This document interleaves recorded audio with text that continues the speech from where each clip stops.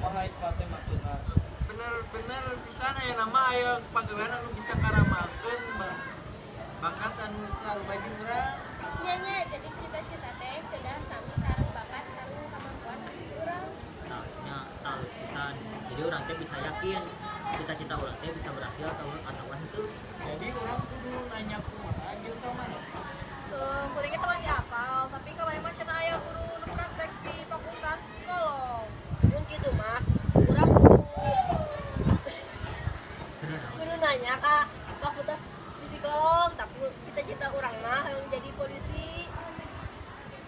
Kiraha atuh yuk urang konsultasi babarengan. Ayo wae rahasia mun cita-cita kuring mah atuh yang jadi kuringnya penggambar juga nama.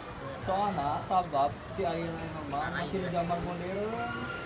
Lamun cita-cita urang mah yang jadi arsitektur bisa ngarancangin sorangan. Ari cita-cita mah kudu setinggi langit. Tapi orang bisa teu ngawujudkeun cita-cita urang. Ulah saukur jadi impian hungkul. Kapanan bakat urang can atuh sajalur jeung cita-cita urang teh.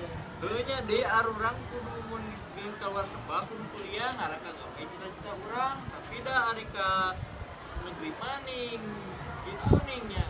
Saur basainganna tapi namun deui mun ka swasta ribet asup. Kuring mah yang jadi polwan. Ayeuna oge keur nyiapkeun